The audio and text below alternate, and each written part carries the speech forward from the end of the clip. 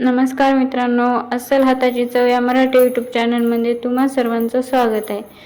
तर आजच्या व्हिडिओमध्ये बनवणार आहोत एकदम साधी सोपी टिफिनसाठी म्हणा किंवा रोजच्या जेवणातील तोंडी लावण्यासाठी म्हणा टोमॅटोची चटणी किंवा भाजी। यासाठी मी 3 मध्यम आकाराचे टोमॅटो चिरून घेतलेले आहेत। एक मध्यम आकाराचा कांदा, थोडं शेंगदाण्याचा कूट, थोडासा लसणाच्या पाकळ्याचा ठेचा आणि थोडासा कोथिंबीर घेतलेला आहे। सर्वप्रथम टोमॅटो आपल्याला कापण्याच्या अगोदर स्वच्छ धुवून घ्यायचे आहेत, पण तुम्हाला जर जास्त आंबट नको तर असे पाण्यात घालून थोडा वेळ ठेवू शकता। आता कढईमध्ये 2 मोठे चम्मच तेल घ्यायचं आहे। तेल चांगलं कडकडीत तापू द्यायचं आहे, म्हणजे आपले सगळे फोडणीचे मसाले चांगले तडतड होतील। आता यामध्ये 1 चम्मच मोहरी घालायची आहे। मोहरी चांगली तडतडली की त्यामध्ये 1 चम्मच जिरे घालायचे आहे। आता हे दोन्ही चांगले तडतडले की यामध्ये आपण चिरलेला कांदा घालायचा आहे व लालसर असा आपल्याला हा तेलामध्ये भाजून घ्यायचा आहे। जास्तही लालसर करायचा नाही, म्हणजे आपल्याला करपलेला नको आहे। साधारण लालसर कांदा आपल्याला तापून घ्यायचा आहे। गॅसची फ्लेम एकदम मंदच ठेवा, जास्त हाय फ्लेमवर नका। आता यामध्ये आपण कुटलेला लसूण घालायचा आहे, तोही चांगला 1-2 मिनिटे परतून घ्यायचा आहे। लसूण जर तेलामध्ये चांगला परतला गेला नाही तर त्याचा वास येतो व ते खायलाही चवीला वेगळाच लागतो, म्हणून लसूण कधीही चांगला 2-3 मिनिटे परतून घ्यायचा।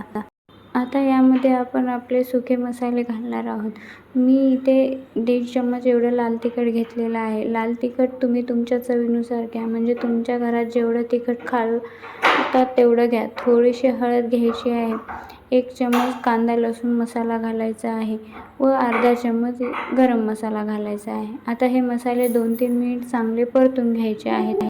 मसाले तेलामध्ये चांगले परतले की त्याचीही चांगली चव लागते, म्हणून मसालेही तेलामध्ये 2-3 मिनिटे चांगले परतून घ्यायचे आहेत।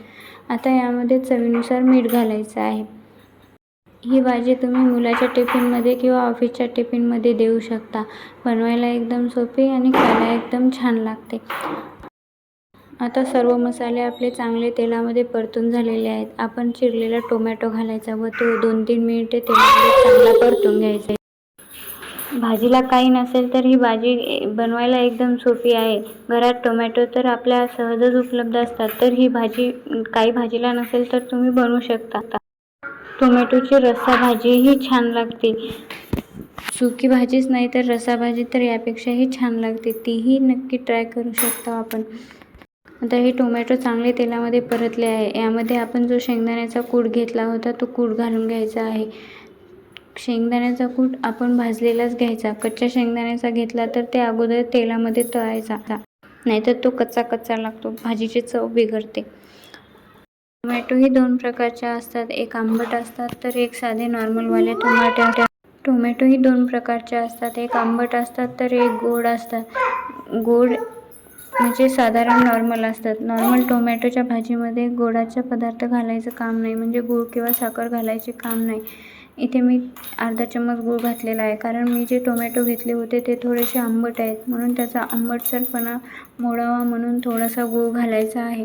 जास्तही घालू नका, थोडासा किंचितसा गूळ घालायचा। गुळाऐवजी तुम्ही साखरही घालू शकता। आता हेही चांगले परतून घ्यायचे आहे।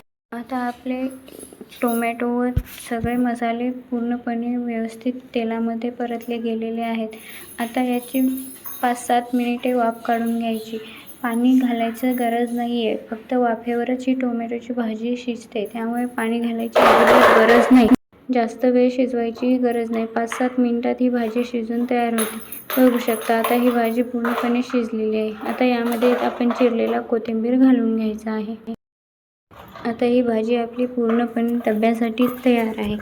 बघू शकता मित्रांनो, 15 मिनिटात तयार होणारी ही टोमॅटोची भाजी तुम्ही एकदा नक्की ट्राय करू शकता। मित्रांनो, व्हिडिओ आवडला असेल तर एक लाईक, शेअर, कमेंट नक्की करा आणि अशाच साध्या, सोप्या व घरगुती रुचकर रेसिपीजसाठी चॅनलला नक्की सबस्क्राईब करा। ही रेसिपी पूर्ण सोप्या व रुचकर आहेत, तर चॅनलला नक्की सबस्क्राईब करा। धन्यवाद।